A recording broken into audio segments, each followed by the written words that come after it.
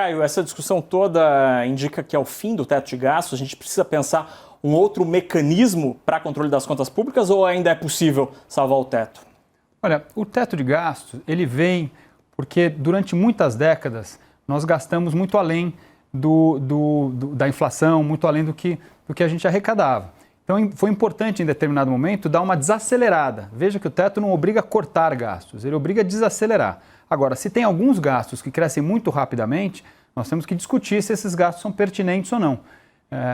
Sair do teto de gastos significa não querer discutir se os gastos são pertinentes ou não e preferir sempre gastar mais e aumentar impostos ou aumentar endividamento. Eu acho que a melhor alternativa nesse momento, que a nossa dívida já é alta e nossos impostos já são altos, é discutir se vale a pena gastar tanto quando a gente gasta em diversas áreas que não sei se tem tanto retorno assim para a sociedade. Bacana. Ana, esse movimento gastador acaba incentivando um outro problema que a gente sente atualmente, que é a inflação. A crise política, os ruídos políticos incentivaram, por exemplo, a desvalorização do real, a disparada do dólar, né, o que gera inflação. Será que esse cenário político que a gente tem de agora até as eleições do ano que vem podem potencializar ainda mais a inflação ao longo dos próximos meses?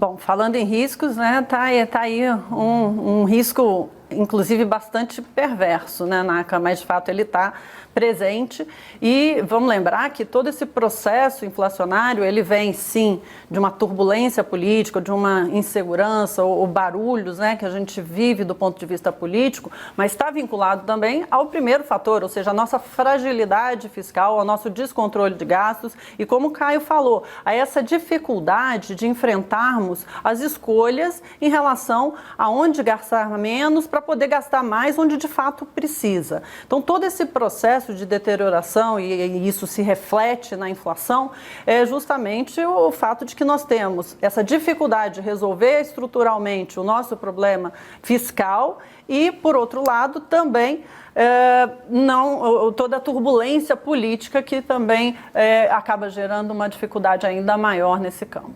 Caio, para além desses problemas domésticos, a gente vive um momento de força da economia chinesa e aumento dos preços das commodities. Será que pode ter uma outra fonte de pressão para a inflação vinda lá de fora? Então, definitivamente, quando a gente olha o que aconteceu com a inflação do final do ano passado para cá, uma boa parte dessa alta de inflação foi isso, né? O crescimento muito forte do mundo, alta de preços de alimentos, energia, metais, né, no mundo, que se traduziu em inflação um pouco maior em vários países. Aqui no Brasil foi maior, porque normalmente quando valorizam-se os preços das commodities, né, que são as exportações brasileiras, a taxa de câmbio deveria ter se valorizado. Nós estamos em 5,70, o início da pandemia nós estávamos em 4, ou seja, nós estamos mais de 40% mais desvalorizados. Então a inflação aqui, ela foi a alta dos preços lá fora, turbinada pela essa taxa de câmbio muito desvalorizada. E por que o câmbio está muito desvalorizado e não se valorizou junto com as commodities como deveria? Justamente por conta desse risco fiscal político. Outros países da América Latina, que também exportam commodities, viram suas taxas de câmbio se aproximarem do início da pandemia. Nós não.